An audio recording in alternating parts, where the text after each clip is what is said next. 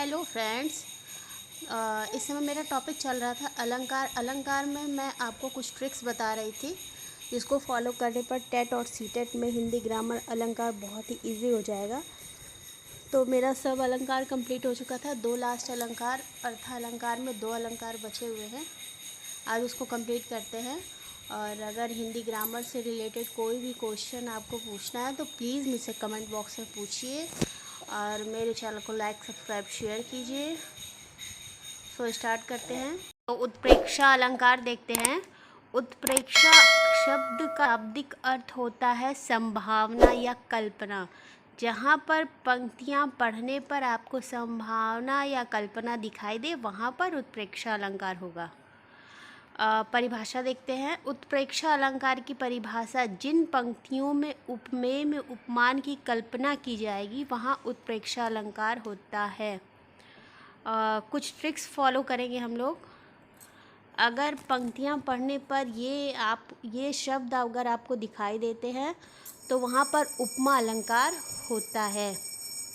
जिन पंक्तियों में निम्न शब्दों में से कोई शब्द मिले वहाँ पर उत्प्रेक्षा अलंकार होता है।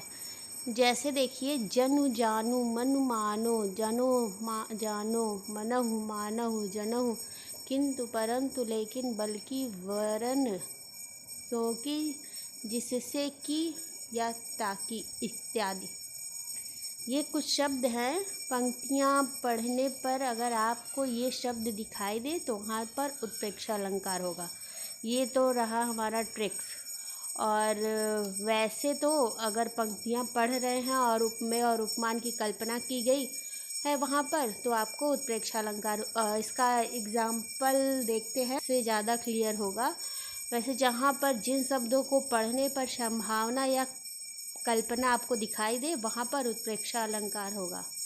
कल्पना यानी किसी चीज़ को सोचना, किसी चीज़ के बारे में सोचना, वो दिखाई देगा, या संभावना दिखाई देगी कि हाँ अब ये कार्य करने की संभावना दिखाई दे रही है तो वहाँ पर उत्प्रेक्षा अलंकार रहेगा। बाकी तो ट्रिक है ही, ट्रिक फॉलो कीजिएगा, उससे आप लोगों के लिए ज़्यादा इजी हो जाएगा क्योंकि कन्फ्यूज़न क्रिएट करते हैं पेपर में। तो इसका एग्ज़ाम्पल देखते हैं। एग्ज़ाम्पल देखिए, चमचमाते चंचल नयन, बिच घूंघट पट छीन, मानहु सुसरिता विमल, जल उछरत जुग मीन। जो ट्रिक बताया था, जो शब्द बताया था, वहाँ से एक शब्द यहाँ पे आया हुआ है मानहु। तो अगर ट्रिक फॉलो करना है तो मानहु शब्द, और अगर परिभाषा, इसकी परिभाषा और उदाहरण से समझना है तो इसका मतलब ये है कि चमचमाते चंचल नयन, ये जो नयन है, ये इन नयनों में दो नयन है, दोनों में आंसू, घूंघट आंसू इस प्रकार प्रतीत हो रहा है कि मानो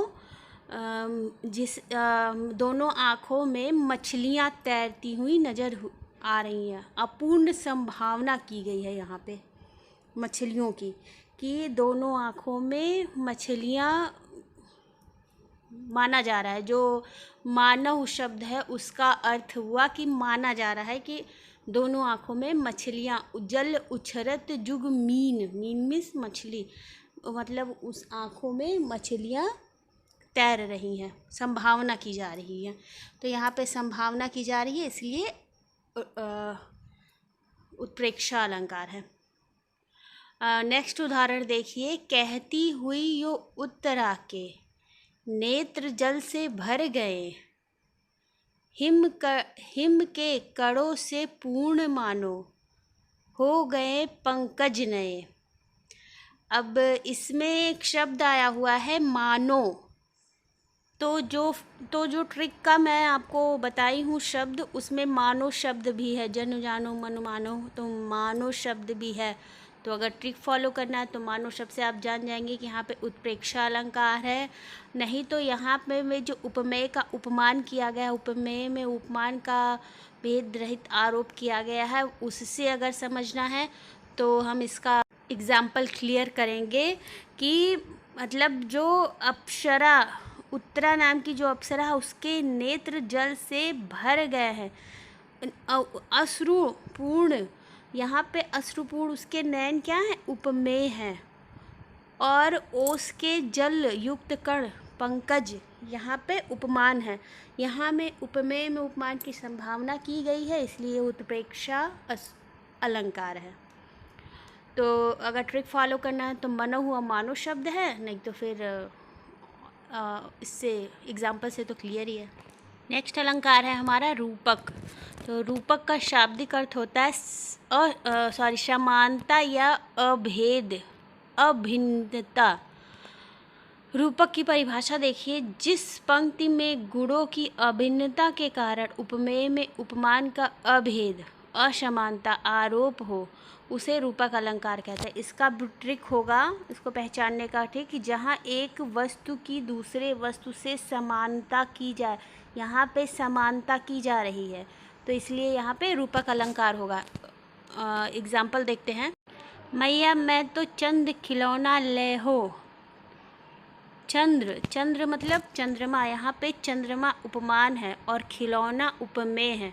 तो खिलौने की समानता किससे बताई जा रही है, चंद्रमा से बताई जा रही, इसलिए यहाँ पे रूपक अलंकार है, समानता बताई जा रही है। सेकंड एग्जाम्पल हमारा देखिए, मन सागर मनसा लहरी, बूढ़े बहें अनेक।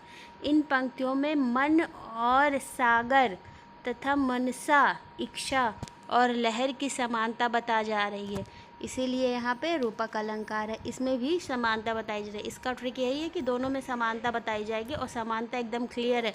चंद्रमा का खिलौने से, मन का सागर से, मनसा मतलब इच्छा की लहर से, तो इसलिए यहाँ पे रूपक अलंकार है।